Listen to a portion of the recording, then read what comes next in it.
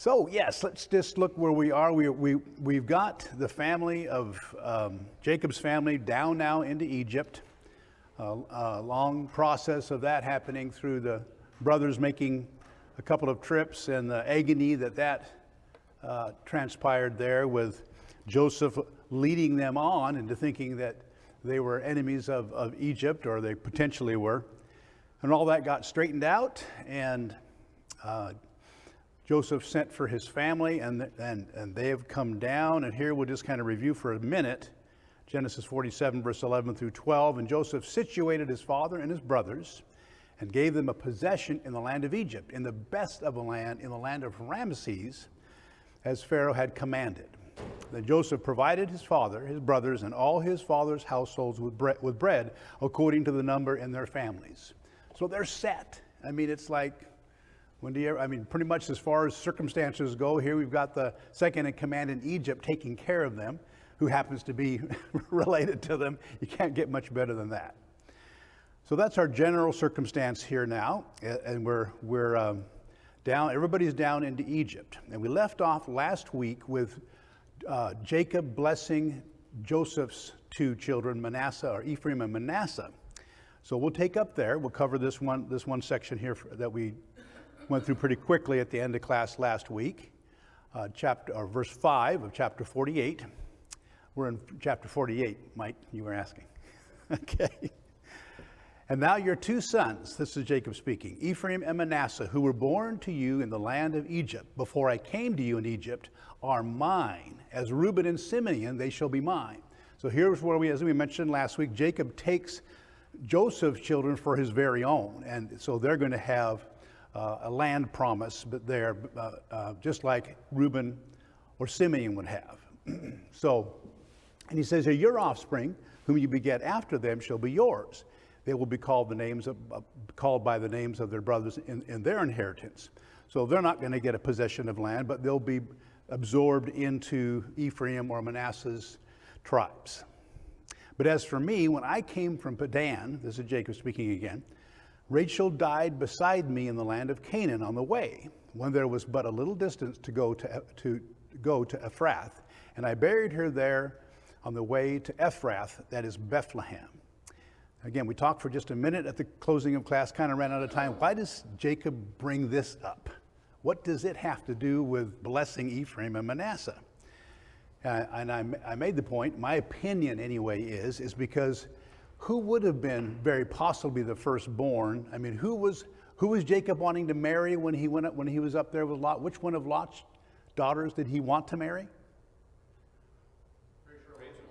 Rachel, yeah, right. And who was he given instead? He was given Leah.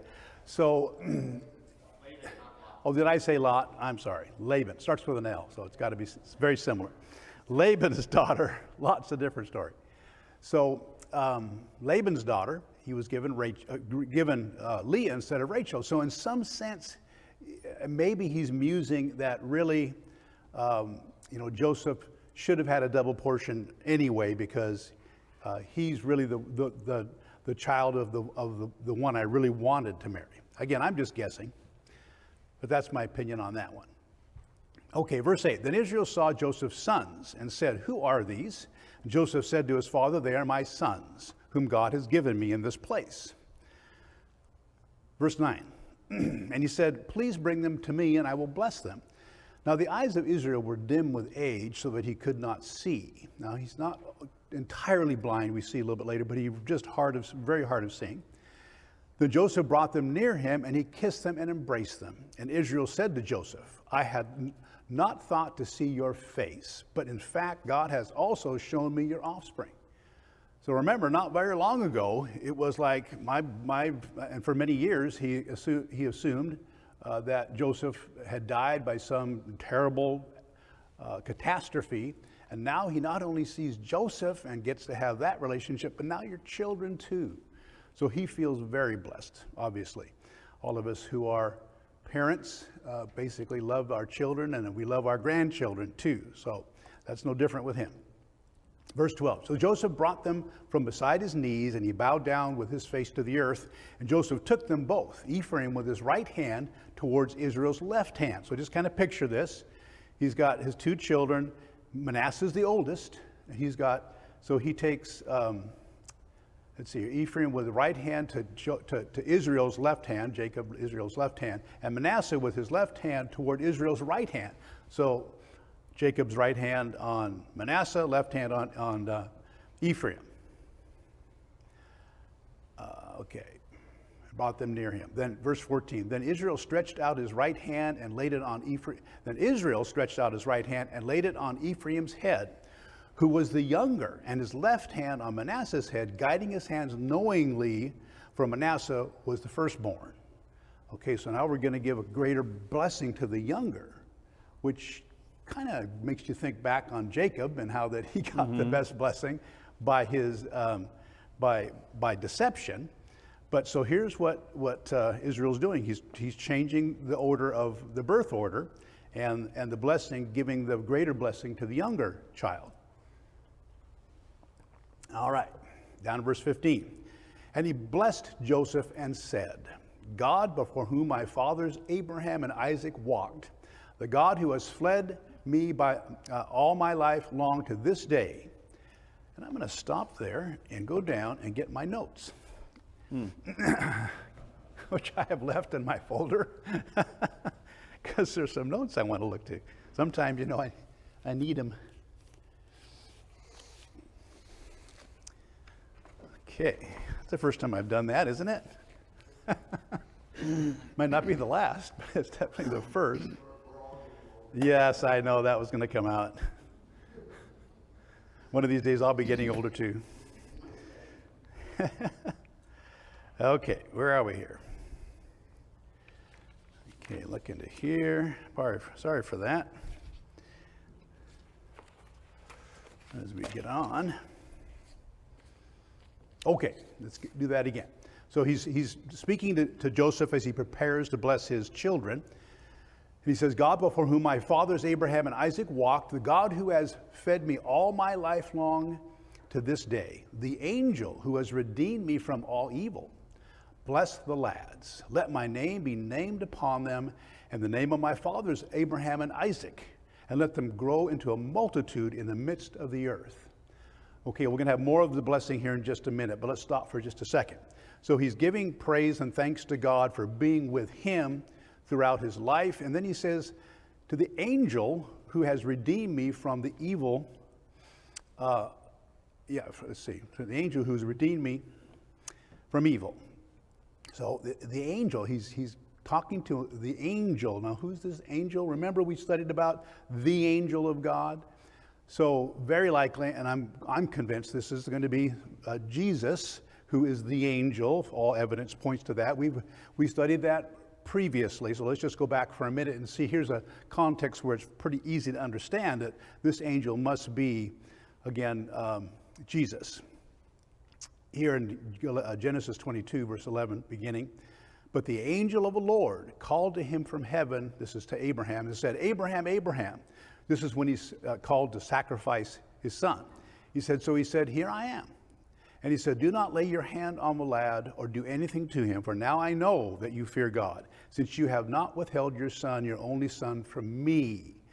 So the angel here is part of the Godhead. This is usually identified not as an angel of God, but the angel of God. So just looking back at that, so as you kind of wonder who in verse 16 here of chapter 40 this angel is talking about. Very likely it's the Son of God. Okay. Yes, Mike. One of the things I think we see in this whole process of Israel blessing his children is that the father has the discretion to render whatever blessing upon whatever child he so chooses. Does he? And well, this is what we're seeing here. It looks like that, doesn't it? And that's in a way a foreshadowing of the fact that God, our Father, chooses has chosen those whom he will bless. And there may be certain things that prompt him to bless or to not bless, but ultimately it's by his gracious will. Could be by Israel's decision that he's changing the blessing, right? And what's another possibility, though? Who's making the decision that Ephraim should get? Who knows the future here? Israel? No. And as we see when we get to the blessings of the rest of Jacob's children, there's some very specific things that are being said about them that only God could know.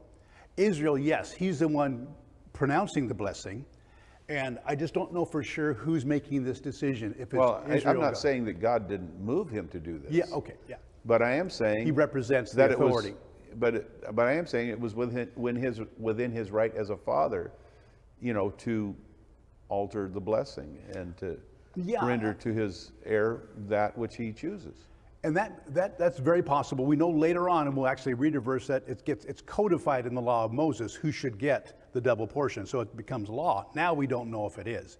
It's very possible he could give the blessing to whom he would. Tradition would be typically the greater blessing went to the older. Or the oldest. Sam. Oh, over here. Let me get the microphone there. You may be right on all that. I'm just saying it looks like there's another possibility there that the way it was done, the oldest got the biggest portion. Later on, it's codified into the law of Moses, and yeah. For a father to choose who he blesses and which one he blesses, there could be two different reasons. It just on the basis he could be doing it because he favors the one over the other, which we've been learning through this that isn't the best thing to do, to favor one son over the other. Or the father could be doing it out of his wisdom and what is best for both of them and what is going to be best for the world and for his, for their descendants. Mm-hmm. And in that case, he's not wise enough to choose that. He would need God's, direction for that. Yeah, well, combination, let's say, anyway. So, and we're going to see again when we get to the next section here, that when Jacob blesses the rest of his children, the ones who are supposed to get the birthright and the authority don't get it for specific reasons. There's a reason why the birthright and the line of authority and the promise of the blessing of salvation or the Savior, the Messiah coming, is going to change from the firstborn to other people. And so, and again, that is something, of course, Jacob knew, but then also it's something that's directed by God, I think, as these blessings are given. Because you think about it, Jacob or Israel himself doesn't really have any power to grant blessings.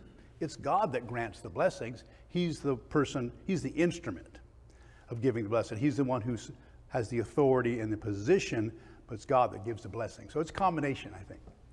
Mike. The second aspect of this is that these children of Joseph were not Israel's sons, they were his grandsons. But in a sense, he adopted them. He did. And that term of adoption certainly has a significance to us.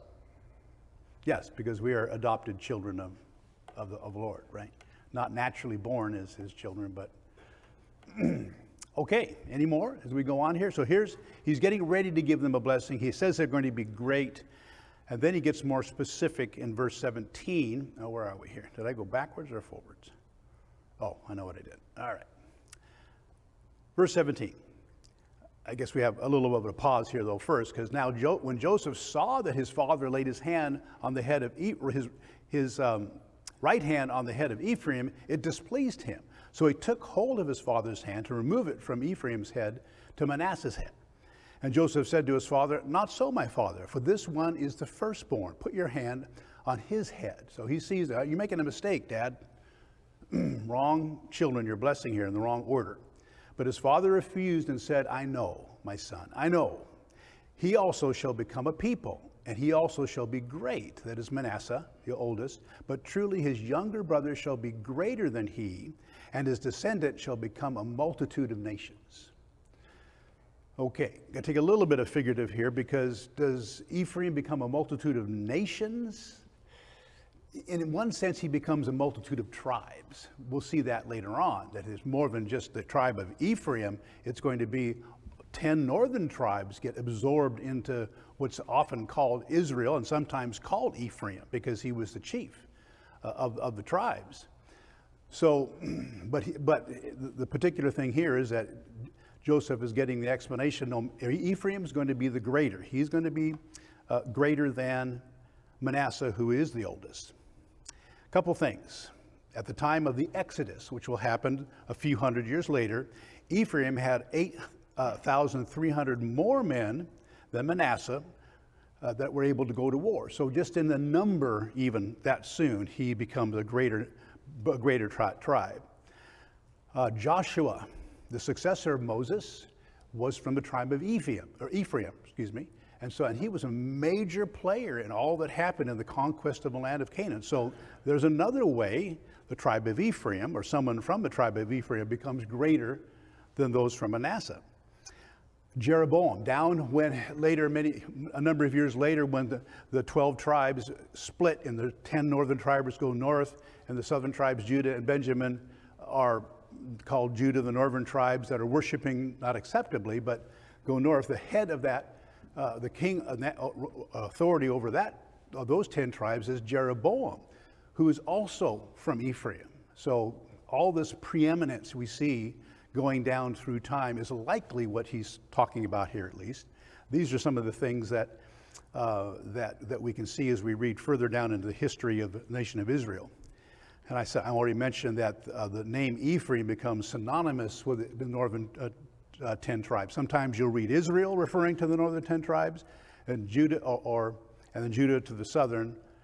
But sometimes, and Judah is made up of Judah and Benjamin on the south later on, and the northern tribes are sometimes called Ephraim. So just a few reasons possibly that fulfill this promise here, or this prediction, this blessing, what's going to happen to Ephraim and how he's going to be greater. And you can't say for sure if my reasons are good ones or they're the right ones, but certainly they are things that would show us possibly that's what he's talking about. Okay, blessing them. So, verse 20. So he blessed them that day, saying, by you Israel will bless you. By you, I think Joseph, Israel will bless, saying, may God make you as Ephraim and as Manasseh. And thus he set Ephraim before Manasseh. So here's a saying, I think, that he says is going to happen. People are going to say, when they have children, may God, what's the actual term? May God bless you, saying, may God make you as Ephraim and Manasseh. And so it became a tradition all the way down even to the present. If you had a daughter, they would say, may God make you as, I think it was Sarah and Rebekah. Just a saying that went down through time. Historically, we can go back quite far and see.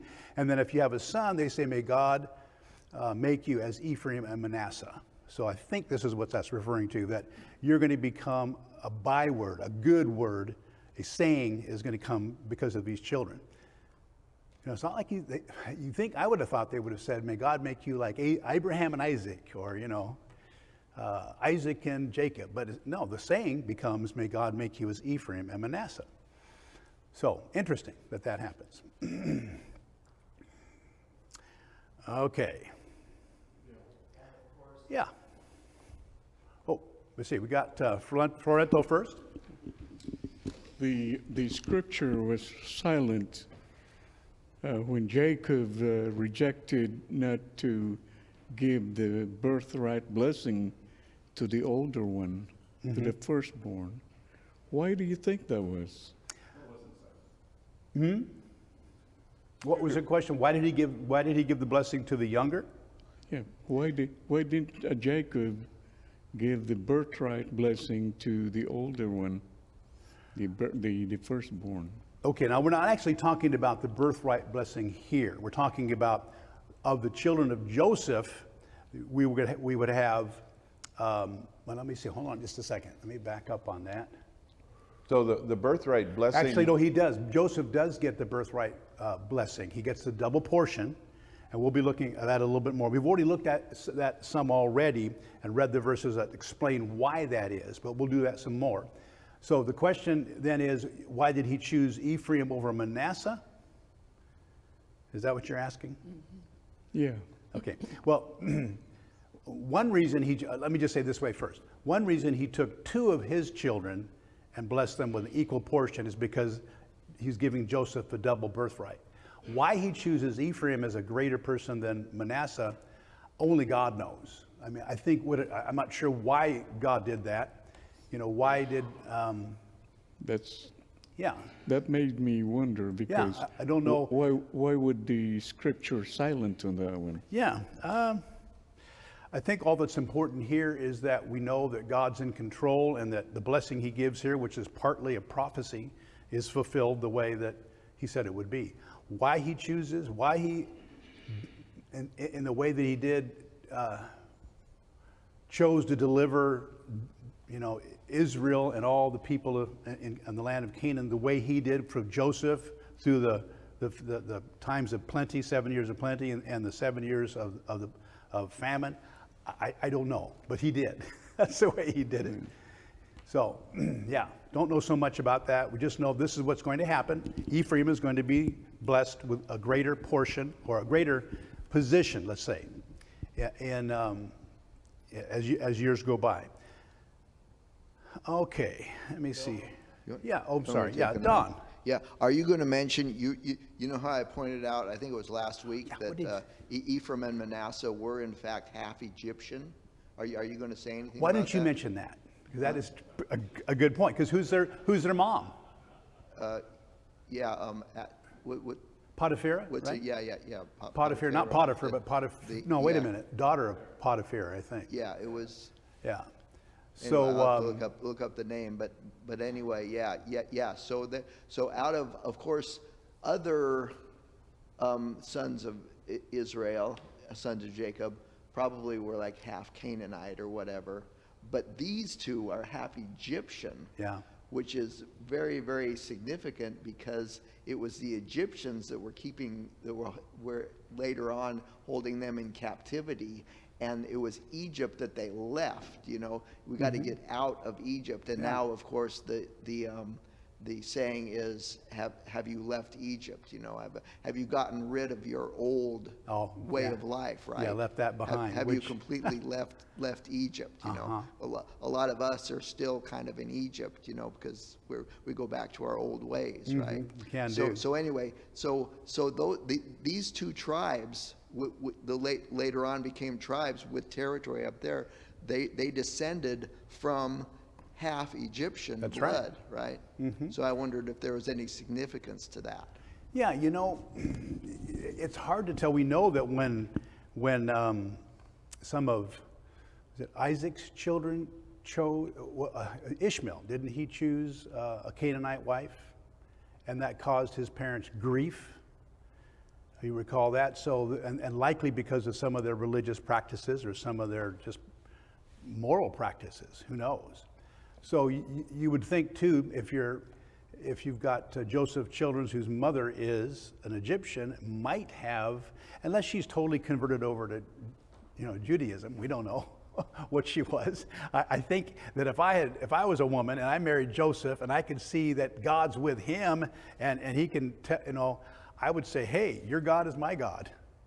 So we don't know the particulars there.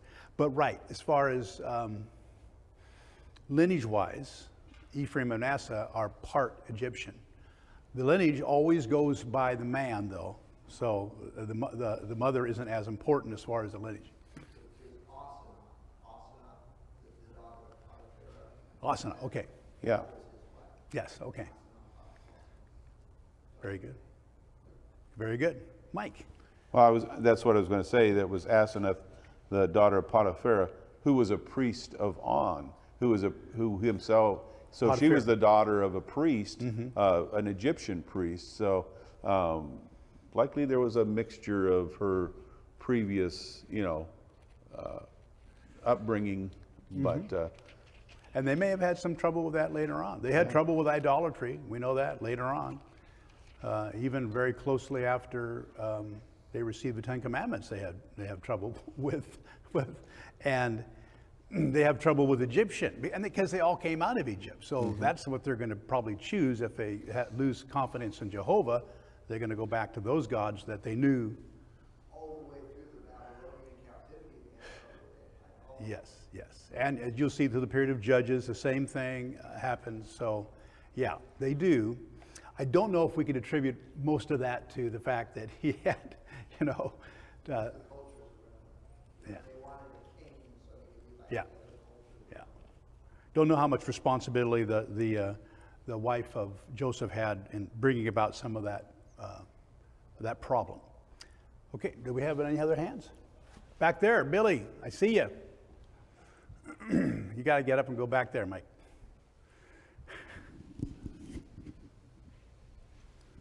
By the time he gets there, I'll have forgotten what I was going to say. There was certainly some influence, Egyptian influence, on the part of the children of Israel, even after they had left Egypt, because Abraham made a golden calf, so you know that they worshipped a golden calf at least. And actually, the idolatry was with them in Egypt up until really the Babylonian captivity. After Babylon, they didn't practice that anymore, but before that, they did. Yes. Again, I'm not sure how much you can attribute to Joseph's wife or the children of Joseph being half Egyptian. It's more likely, at least a lot of it, is because they all lived in Egypt, everyone that came out, and so they were influenced certainly by the Egyptians there. But even though that was a struggle and that's the reason they went off into idolatry, is that any excuse? I mean, God is the one who delivered them by so many amazing miracles. We get into Exodus. Wow. Some of the amazing miracles that happened there. And wouldn't that convince you that this is the God, the real God? Why would they have trouble? Now, as soon as I ask that question, I think about the spiritual application today. Don't we know who God is? Don't we trust him? We really do, right? We know, we believe in Jesus Christ. So why do we have trouble with spiritual idolatry sometimes? Why do we have any trouble? Same reason, because the flesh is strong and it wants what it wants. And we have to work continually to make sure that it's Jehovah, not the false gods, or Jehovah, not the material things or the pleasures of life that are more important. So, yeah, Mike. Just as Israel came out of Egypt, but not all Egypt came out of Israel. There you go. So it is with us. We come out of the world, but not all the world has come out of us yet. Yes. Yeah. That's our goal. Yeah. That's our aim, right? So what we're working on. Okay. Did you have another question back there, Mike? Or are you just thinking he's going to raise his hand once you sit down? Okay. Okay. And thus he said Ephraim before Manasseh. Don't know exactly why, but that's how it happened. Then Israel said to Joseph, behold, I am dying, but God will be with you and bring you back to the land of your fathers. Moreover, I have given to you one portion above your brothers, which I took from the hand of the Amorite with my sword and my bow. Okay, first of all, he said, I'm giving you a double portion. We've already talked about that quite a bit. The reason, and we'll see that some more, is because Reuben defiled his father's bed. Simeon and Levi also were guilty of being vicious men, and so it passed down to Judah. The authority did, but the blessing for the reasons that we're not particularly sure, but Joseph gets the double portion. It falls to Joseph. It doesn't fall to the firstborn anymore. Okay. Again, we'll look at that a little bit more because in the next chapter we get into that some more. But look at verse 22 here. He says, I give you a double portion, giving you one portion above your brother, which I took from the hand of the Amorite with my sword and my bow. When did he do that? Remember reading about that up to now? When did Israel, Jacob, take from the Amorite a portion from them that he's also going to give to one of the children of Joseph? Well, it could be historical. It could be something that happened in the past. That's one option. Let's see, let's look here at this map here. If you remember here when Jacob came down into Canaan after spending those years in Mesopotamia, he came and for a while, let's see, where is Shechem? Right here. He bought a house from Hamor, I think it was. And so he had a little bit of a plantation there of some kind of a home there. Maybe some Amorites crossed the river or something and fought with him, and he was victorious, and he claimed a bit of land or something like that in that area. I'm just guessing. I don't know. The point is, we don't know when this happened. Joseph obviously knows what Israel's talking about. We don't know for sure. Some people have suggested what he's saying, this is a prophecy. As you'll see in some of these blessings, a lot of them are looking forward in time.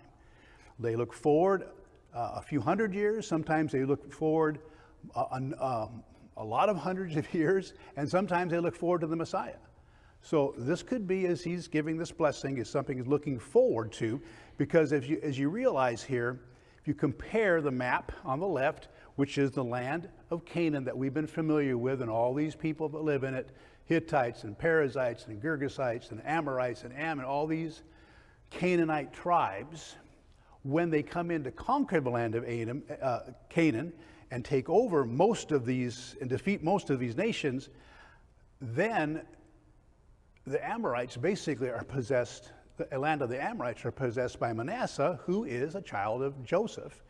Maybe he's looking forward and saying, yeah, as we will take from the Amorites a portion for you. Do you see what I'm saying? It could be prophetic. Do I know which it is? Don't have a clue. I'm just saying. Here's a couple possibilities that I see, is that it's a historical thing that we have no record of, which is fine, something that happened in the past. Or maybe he's looking ahead and saying, Manasseh, I'm going to give, God is going to give the land of the Amorites to you. As well as, of course, across the river on the west side, Manasseh gets a pretty large portion of land. Okay, just thoughts there. Any questions or comments up to the end of chapter 48? Okay, moving on.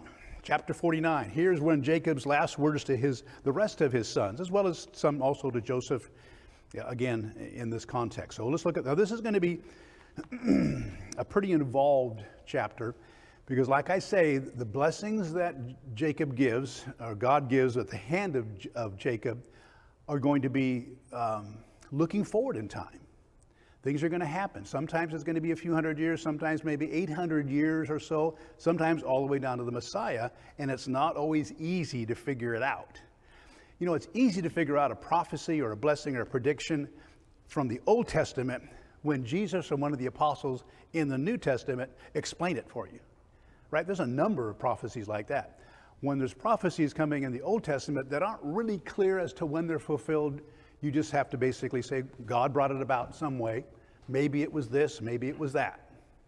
And some of these are going to be kind of like that. So we're going to start off here in chapter 49, verse 1, Jacob calling his sons. So Jacob called his sons and said, gather together, that I may tell you what shall befall you in the last days. Gather together and hear, you sons of Jacob, and listen to Israel your father.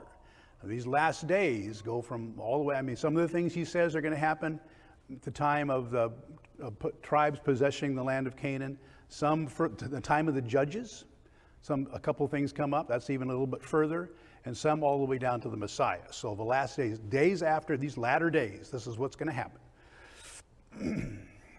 Starts with Reuben. Reuben, you are my firstborn, my might, and the beginning of my strength, the excellency of dignity and the excellency of power.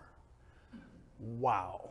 This was Reuben, his first child, and he had this kind of a character we look and see here. In fact, if you look over in Deuteronomy here, and this isn't referring to Jacob or any specifically, it's just where the law of the firstborn is codified into Mosaic, where Moses reveals this is what's going to happen when you have your children. The firstborn is going to get a double portion, even if it's of the unloved wife, which does fit with Jacob, but I think it's only coincidental. Even if it's the woman you don't love as much, that doesn't matter. It's going to go with the first. So let's read it here in chapter 21, verse 17. talking about the person who has one woman he loves above another. He says, but he shall acknowledge the firstborn, the son of the unloved, by giving him a double portion of all that he has. For he is the beginning of his strength. Same words that are used over here in Genesis 49. He's the beginning of his strength. To him belongs the right of the firstborn. Now, in my modern 21st century look, I go, I treat both my, I'm going to divide, Sarah, you're not going to get a double portion. Of course, I don't know, the ladies didn't anyway. So if you were a guy, I'm not going to give you twice as much as I give him. All our $1,200 that we have in the bank are going to go equally between you two guys. It's just the way we are. Does anybody do that today? You don't. Maybe we should. I don't know. That would be probably you did get nothing, because what you get is you get from your husband and his family. See, so that works. Well, of course, it's not a law that's binding on us today. This is from the law of Moses, and that was put aside. But there's a principle here, at least very important here to God, that for some reason the firstborn gets that double portion. He occupies a position of strength and authority. Okay, that's normally how it's done, right? But let's read on in our context here in Genesis 49. Even though he was excellent with power, verse 4, unstable as water. You just try standing on water sometime and see how it holds you up. Well, that's what he was like. Had a character that was good, but he was unstable. You shall not excel, because you went up to your father's bed, then you defiled it. He went up to my couch. So that was a crime. That was a sin. That was an offense that tore him out of being the prominent firstborn with a double portion. And that's part of, again, these blessings aren't all good. They're foretelling what's going to happen. Some of it's really good, some of it not so good. And this is not so good. Reuben does not get that blessing. And again, we did read into this before when we talked about this earlier in the earlier chapter or two, but so we won't spend much time there. Just going through the blessing here as it's written. Okay, verse 5. Simeon now and Levi are brothers. Instruments of cruelty are in their dwelling place. Let not my soul enter their council. Let not my honor be united to their assembly. Okay, remember the story of what happened with Simeon and Levi back when when Shechem of the Hivites, was it Hivites or Hittites? Anyway, one of those two, violated her, right? And we talked about that quite a bit back then. And so, but they came peaceably to Jacob and said, let my son Shechem marry Dinah, and let's be all great. And so the children of Jacob said, oh, okay, but you got to be circumcised. And when they were circumcised on the third day, Levi, it says, Simeon and Levi went in and killed both Shechem and his father and all the people in that town. Now that's one reason you could say they were vicious, right? Is because of that history we know about. But it goes on here and says, for in their anger they slew a man. I don't think that's probably referring to that incident, because they slew a lot of people back then. And in their self-will they hamstrung an ox. Why did they have something against an ox?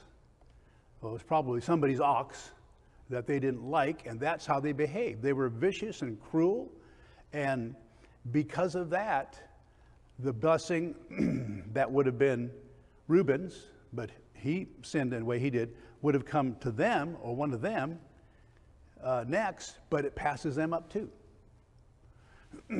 because of their character. And so, again, whether this is Jacob making this decision completely, I think mostly God is here. And let me see what okay, yeah. So because of their cruelty, they're passed up in this blessing. Verse 7, cursed be their anger, for it is fierce, and their wrath, for it is cruel. I will divide them in Jacob and scatter them in Israel. And this is what happens as you look at the tribes of Simeon and Levi. Let me see, I've got a verse here. Okay, yeah, but we're looking at the tribe, but Simeon is kind of a special. They don't get their whole independent land promise. They get a land promise, but it's embedded within the tribe of Judah. In fact, here in Joshua 19, verse 1, when all the lots are given out for the different land, it says here, then the second lot fell to Simeon, to the tribe of the sons of Simeon, according to their families, and their inheritance was in the midst of the inheritance of the sons of Judah. So we look at this map again and we see, yeah, I mean, they don't get a whole possession on their own. Why didn't they get this over here? They get something that's within Judah. And so maybe that's what this is referring to, is that they're getting kind of scattered or absorbed into another tribe. Don, you have a point? Yeah. You there, Mike? He's coming. Online. Hi, all you out there online. You know, they call it the 10 tribes. You know, after they split, they say there are 10 tribes in the north and 2 tribes in the south, the 2 being Benjamin and Judah. But Simeon would have also been part of that. You know that? Interesting. It would be part of the southern Judah. Simeon would have been part of Judah, right? No, actually, though, they become part of the north, don't they? Simeon does. I think Simeon is actually recognized as part of the 10 northern tribes. Yeah, but even though they're down here south with Benjamin and Judah. That's interesting. I've never heard that, but yeah. You know, and I'd have to back that. That's what I was reading. I'm not sure. I didn't go check it out. Sometimes I just trust what some of these guys say. So Lee has a comment, Mike, up here. Maybe he's got an explanation.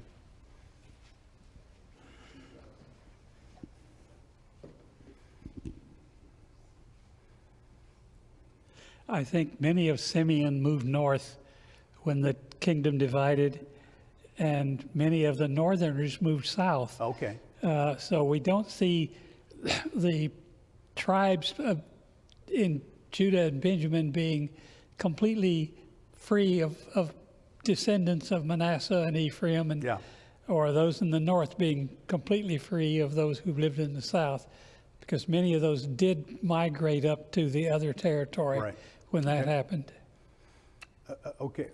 Okay, thanks, Lee. You have an answer there? Yeah. Okay, go back to Don. To the 10 tribes, them calling it the 10 tribes. Aren't they considered one of the 10 tribes officially? I believe that the reason that they say 10 northern tribes is because of that. You remember that prophet that confronted Jeroboam, and he had like 12. He ripped like a cloak or something into 12 pieces, and he gave 10 to Jeroboam. Okay.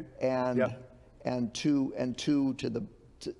So that represented 10 tribes to Jeroboam, and 2 would remain in the south, right? Yes. But actually, he really said that one would remain in the south, but it turned out to be 2, right? That Judah and Benjamin, right? But 10 has a lot of representational meaning too, you know, like a complete 10. So that it's just generally said the 10 tribes of the north and the 10 tribes in the north and then Judah. And it's not as Judah clean and as Benjamin. that. So right. It may not be exact, but that's what's referred to. Okay, so that's likely what he's talking about with Simeon being kind of scattered around or absorbed. What about Levi? So he said Simeon and Levi. Where's Levi? Where's their possession here? Huh? No possession? They don't get a land possession, do they? Not like the rest of the tribes. They get 48 cities spread throughout all the tribes, and which, you know, is a fair amount of thing. And of course, their duty was to serve in the temple, tabernacle, and so that became their glorified responsibility, but they didn't get a land promise. And don't know which is more preeminent, that God needed a tribe to be the Levitical, so he chose, Levite, the priestly tribe, or whether it was because of this that they were given that duty. So anyway, that's where we are. Any questions about that? We good? In fact, we're right at the end there, so that's probably a good place to start. And next week we'll pick up with Judah, which he does receive a great blessing, and of course he receives the authority. Okay, thank you for your participation, for your presence today. We'll take a break for 10 minutes and get back for our worship time.